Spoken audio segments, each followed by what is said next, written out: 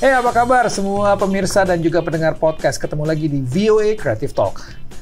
Dunia kuliner itu adalah selalu dunia yang paling menarik untuk mempromosikan Indonesia di luar negeri. Tapi permasalahannya banyak juga kuliner-kuliner Indonesia itu sudah mempromosikan bertahun-tahun tapi tidak pernah bisa populer. Banyak juga restoran-restoran Indonesia yang sudah buka, kemudian sudah mencoba menjual makanan Indonesia, tapi ternyata yang datang itu kebanyakan hanya komunitas Indonesia, tapi bukan diaspora atau warga lokal yang ingin mencicipi makanan Indonesia. Nah, ini ada sebuah konsep yang menarik. Di Brooklyn ada sebuah konsep mengenalkan makanan Indonesia dengan nama Studio Bumi. Studio Bumi. Mau tahu bagaimana Studio Bumi? Lihat ini ya.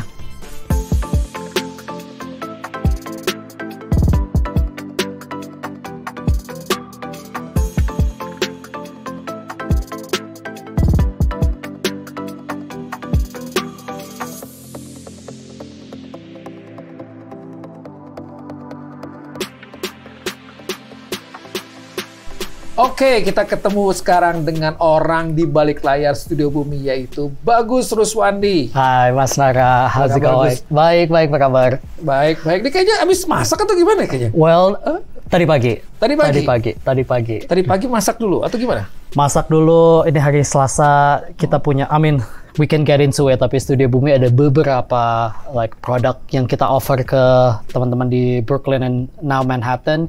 Jadi kadang-kadang hari Selasa pagi sebelum kita mulai ngapa-ngapain, masak dulu ya?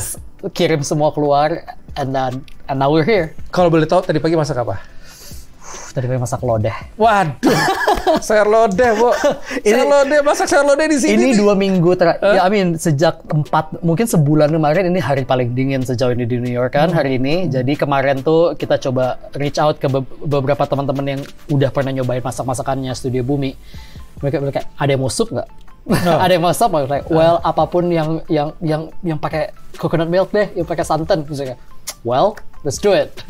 Gimana cara mengenalkan sayur lodeh ke orang Amerika? Bahasa Inggrisnya apa sayur lodeh? Well, we just say sayur lodeh. Lodeh soup? Yes, we just say sayur lodeh. Lodeh, L-O, biasa? Biasa. Jadi that's the challenge. Jadi the challenge adalah I'm not changing the name. Jadi kita nggak ganti namanya supaya kayak kita convert jadi bahasa Inggris, kita nggak translate ke bahasa Inggris. Biasanya the way cara kita ngasih tahu bahwa apa sih makanannya, kita akan deskripsikan per ingredient. Jadi apa sih yang ada di dalam ingredientnya, tapi judul nama makanannya tetap kita nggak pernah ganti. Ada yang pernah nanya nggak? Dia jadi ngomongin sayur lodeh nih sekarang.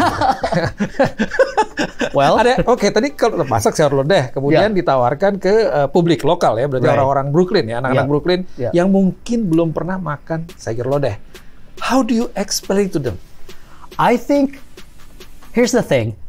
Food di New York especially is a hot thing. So it's cool and it's hot, right? So, and I think New York punya 8,1 juta penduduk. The majority of these people are young. They either are very adventurous or they have money and are very welcome.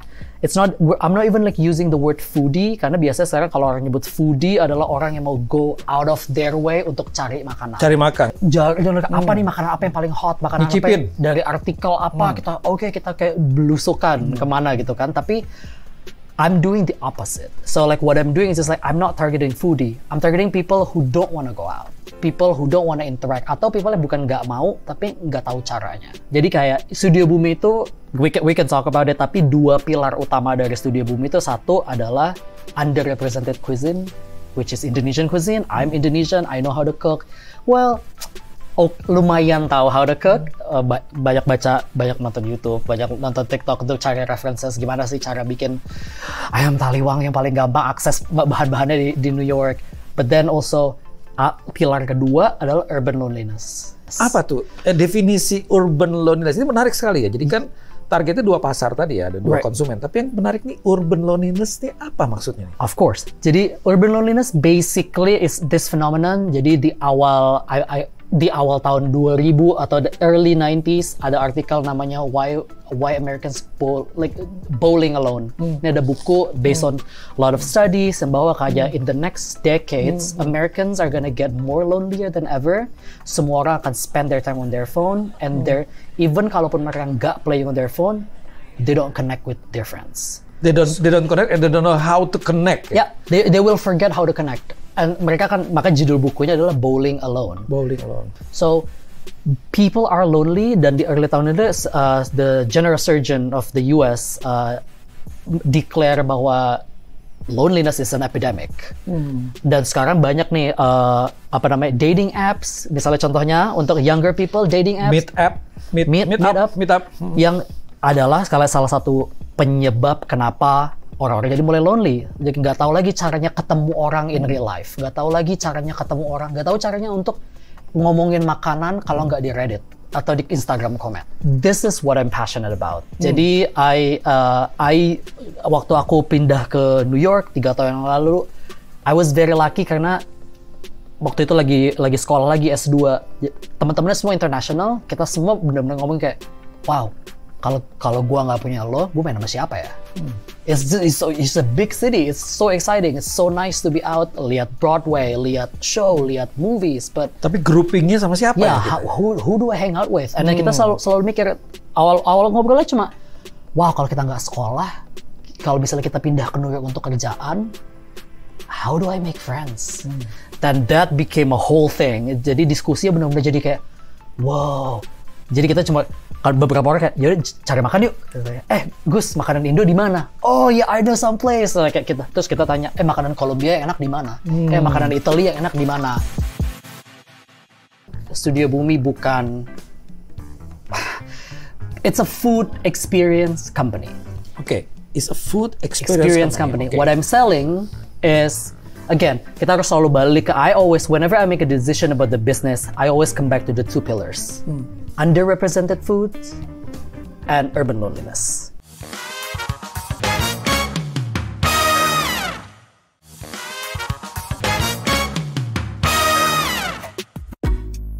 Studio Bumi, kenapa namanya Studio Bumi? ini like Earth dibikin Bumi Studio, kenapa? Right. Apa alasannya? Okay, 2 things then. Studio Bumi, the most literal dan easiest way to explain adalah karena it started from my studio apartment. Jadi, we put it as a studio. That's one point. Poin keduanya adalah what I dreamed of when I created the project. It wasn't even like a company or anything. Itu cuma project aja. Because I was habis di PHK dari kerjaan akhir Oktober yang lalu, terus kayak ada savings nih sedikit, ada nabung, so I can maybe explore a little bit of my hobby, and I love cooking. Jadi kita mulai dari studio, invite teman-teman ke datang studio, I cook for 4 people, lunch, dinner. Jadi kayak, wow, this is my own little world. That's just the start of it. Agak-agak klise, agak-agak apaan sih, tapi kayak, well, it is this studio with my 3 friends, 4 friends, 5, 6, 7, teman-teman maksimal 8 waktu itu datang ke apartemen. It is my own little world. Dan kalau orang bilang, wow, it is my friends. Jadi mereka datang ke apartemen, makan dan merasa cozy ya, karena bisa ngobrol, dan di saat itu bikin makan Indonesia. And they all just selalu masakan Indo. Jadi mereka selalu nanya, wow, datang ke sini tuh kayak bener-bener datang, we're getting to know you ya Gus, kayak, dan semua makanan lo, dan semua everything that you like to do, your music in my apartment, your everything, but mostly your food. Jadi kayak, this is just like coming into your world. Yeah, this is my studio, my world. And it's like, and then like it hit me langsung kayak, Studio Bumi. And then orang-orang mulai nanya, what is Bumi and how do you pronounce it? Is it what is it? Bumi means earth in bahasa. So it's my little earth. It's my Jadi studio. secara langsung juga menggunakan bahasa Indonesia juga. Bumi is earth. Gitu. Dan serunya adalah setiap orang akan biasanya, orang yang nggak pernah pronounce the word bumi dengan pronunciation Indonesian, mereka akan bilang bumi, bumi, and I was just like, bumi. Bumi. I was just like, guys, this is it. That's what you have to learn. You're eating the food. You just learn one word today. Just like one Indonesian. I don't have any problem with that, right? They're easy for them too. It's very easy. They just have. That's also the thing, kan. Jadi ujung-ujungnya dia kayak, well, wow, we're already like immersing ourselves in this experience of eating the food. Might as well learn how to say the word. So that's how we started. Maka namanya Studio Bumi. Satu lagi, jadi setelah dibikin Studio Bumi, kemudian datang makanan, konsep sekarang ya. Kita lihat bahwa kalau lihat di Instagram, kemudian di informasi-informasi yang bagus share itu, kemudian mengundang orang untuk datang makan. Saya pernah nanya dengan beberapa orang Indonesia. Orang Indonesia ya, bukan orang asing, bukan orang lokal. Saya bilang, ini gimana berat bakso kok mahal ya? $85, Right. $90, $70, kita nggak mau dong makan Indonesia seperti itu gitu kan. Tapi kalau lihat dari yang datang ke eventnya bagus, itu selalu penuh gitu. Itu sebenarnya banyak orang, kok bisa penuh ya? Gitu. Sementara mungkin restoran-restoran menjual dengan $15 gitu. Itu nggak bisa sebenarnya. Menurut Bagus kira-kira what do you sell gitu? Okay, so Studio Bumi is not a restaurant. Studio Bumi bukan restoran, Studio Bumi bukan catering company, Studio Bumi bukan... It's a food experience company. Okay, it's a food experience company. Okay. What I'm selling is, again, kita harus selalu balik ke, whenever I make a decision about the business, I always come back to the two pillars. Underrepresented foods and urban loneliness. These are just the two things I'm very passionate about, kan. Jadi setiap mau bikin produk, I always think about like how do I achieve all of these pillars. But I don't think like a restaurateur. Aku nggak mikir coba kayak profit marginnya gimana nih, gimana cara bayar rent, gimana. Obviously I think about it karena a lot of operasionalnya Studio Bumi are very similar to like a restaurant, but I have more flexibility. But that's like a very operational thing. Tapi in the mindset of it all, what we're offering is an experience for people who are lonely, an experience through culinary for people who want to make friends. An experience jadi aku tuh selalu pakai setiap aku ideation selalu kayak tarik lagi. An experience for people who like food but does not wanna travel to the Bronx, Queens, even Manhattan. So jadi kayak tarik terus ke bawah, what would stick? Itu aku selalu tanya, what would stick? Kalau gue selalu lempar semua ide ini ke tembok, mana yang nempel? And then I keep doing iteration. It's true that my iteration kayak iterasi dari idenya itu cepat banget. Jadi kayak every 3 weeks I change the idea. It's like, people don't want to buy this. This is too expensive. Tapi Mar Food offering sa Studio Bumi, we can talk about it. Ada beberapa. Tapi kita mulanya itu dari weekly meal. Dari weekly meal? Ya, kita mulai dari jual. Menunya apa waktu mikirnya? Random. I just go through the YouTube. Wow, lagi pengen makan soto ayam, soto mie Bogor, nasi goreng. Nggak ada polanya ya? Nope.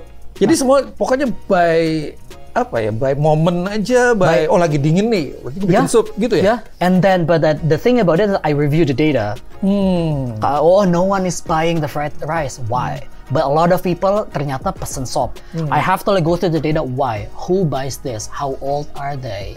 Jadi, I think dari situ, dan itu prinsip pertama. Jadi, my main goal waktu building ini adalah, again, follow the pillar. Nomor 2 adalah, see what sells. If it doesn't sell, scrap immediately. Gua nggak mau spend more time bikin nasi goreng kalau nggak ada yang beli. Ganti modelnya. Terus, itu kedua. Dan yang ketiga adalah, what is the experience that they're having when they have the food. Ketika makan ya. So, but then ketika aku mulai dari jualan meal set, lagi setiap minggu itu dulu, sampai sekarang masih ini adalah salah satu produknya di Studio Bumi adalah setiap hari Senin, all of my clients tuh dapat kiriman makanan Indonesia 6 menu makan untuk untuk sepanjang minggu. Wow. Jadi 20-30 orang setiap hari Senin kita kirim. Jadi 5-5-nya itu baru aku publish on Instagram dan di website hari Selasa. Nah, but then dari situ it's a good model karena lebih banyak orang bisa beli makanan, bisa cobain makanan dan aku punya liberty untuk gue ganti deh minggu ini. Tapi there's a question yang nggak bisa di-answer dari produk ini. How do they actually feel when they're eating it? Aku nggak pernah punya pengalaman jadi entrepreneurs. I've never been an entrepreneur. I've never worked for myself. Selalu jadi employee for other people. So but like the one thing that stick with me through my career, like 8 years of career as a lawyer was, if there's a risk, there's a way to de-risk it.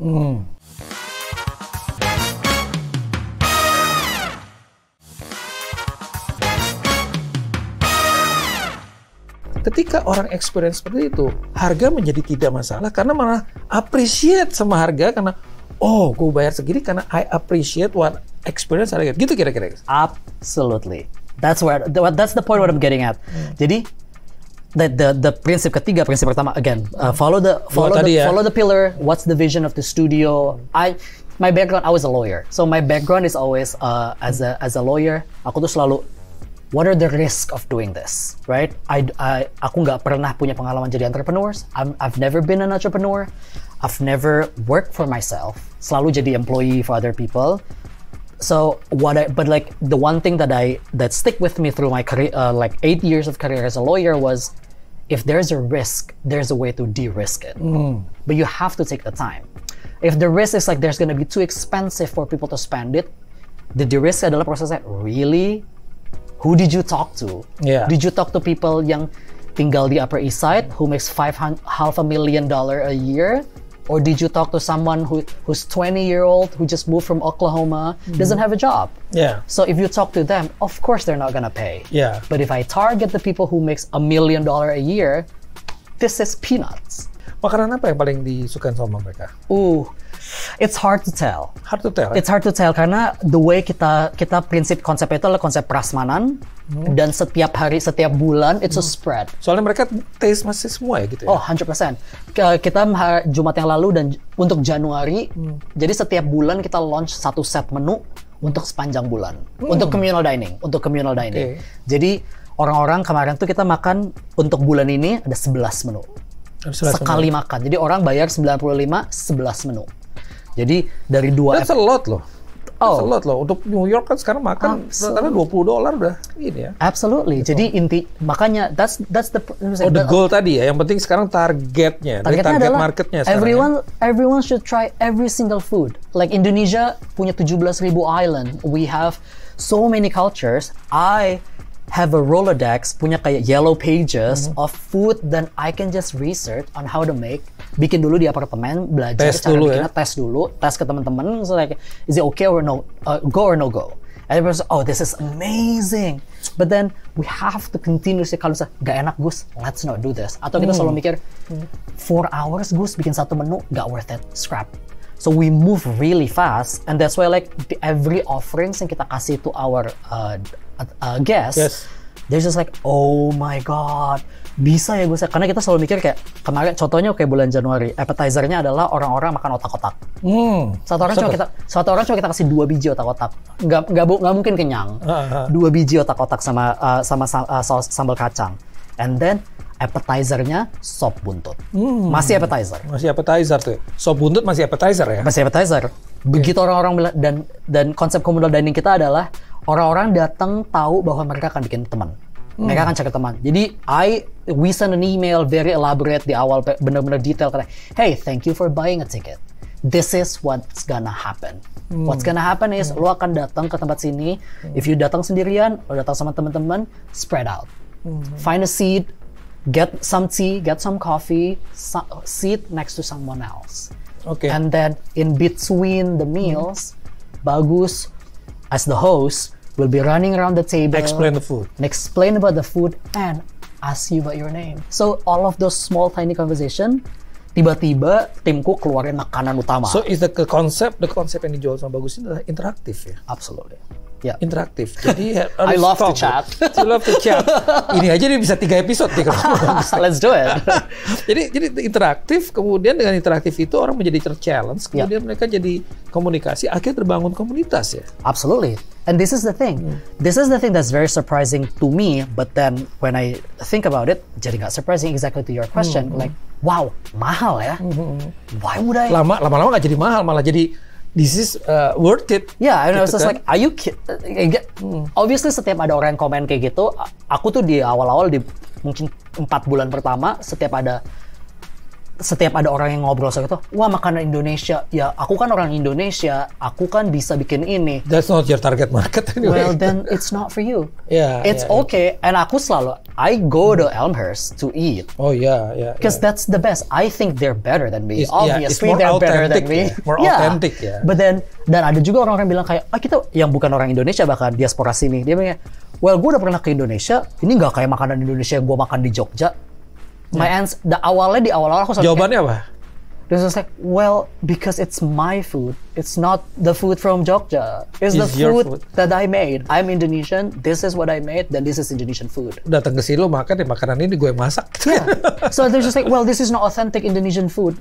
To you, to me, it is. So wouldn't be so bad to admit that like there are 1000 cara bikin rendang, 1000 cara bikin ayam goreng. Jadi kayak buat orang-orang bilang kayak, well, it's not authentic. I wouldn't want to pay $100 for this. Well, it's okay. Okay, I have 2 more questions. Absolutely. What next sekarang dengan Studio Bumi? Studio Bumi tahun ini we're going to be focusing. Jadi kita akan benar-benar fokus untuk bikin more communal dining. Kita awalnya waktu kita minggu ini kita bikin communal dining nomor 8. So we've done this 7 times now, udah 7 kali. Dan di bulan-bulan yang kemarin itu 1 bulan sekali. Sekarang 1 bulan 2 kali. Starting February kita bikin 1 bulan 3 kali. So Studio Bumi akan partner sama kita akan partner dengan Strategic Community Center di New York. Di New York, all around New York. We're pitching some ideas to several partners supaya kita bisa exclusive Indonesian lunch for all of these offices. So you mean like offices like let's say like misalnya kantor di kantor like, wali kota gitu atau di we can try that. Gitu. Oh, I would love that. Tapi kita akan mulai dari smaller startups. Okay. Jadi mungkin sebulan sekali startup ini akan makan ada Indonesian lunch. I've already started doing that. Jadi kayak aku sebulan sekali punya klien kita hanya masakan Indonesia. Di kantor-kantor tuh ya? Kantor-kantor. Di kantor-kantor itu. Jadi kita setup semuanya semuanya Indonesia. Yes, semuanya Indonesian food.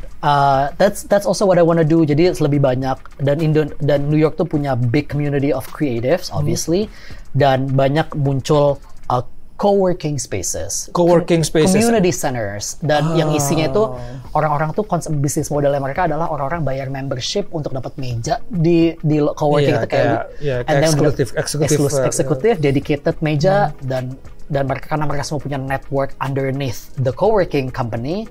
I just talk to the co-working company, hey, what if you talk to all of your members to subscribe to Indonesian food? So that's what I want to, of course, be doing more, and then hopefully this is a work in progress. But we're gonna be working with the consulate. We're gonna be hopefully going to DC untuk do a food tour, Indonesian communal dining food tour. So we're gonna be taking over restoran-restoran, bar-bar, atau community center untuk kita take off. Hey, this is Indonesian night. So, like Bagus and team, we're all coming to your city. It's a tour. But food, Indonesian food. Keren banget, Bagus. Thank you banget for your time. Ini kita nggak cukup nih, kita mesti ngobrol-ngobrol lagi. Thank you so much, Bagus. Thank you so much. Thank you so much. Itu dia tadi semua pemirsa dan juga pendengar podcast. Itu dia tadi obrolan kita sama Bagus. Seru banget dan mudah-mudahan bermanfaat buat kita semua. Dan kita tunggu bagaimana Studio Bumi. Kalau mau, kalau mau lihat Studio Bumi bisa ke Instagramnya apa? Yes, it's studiobumi.nyc.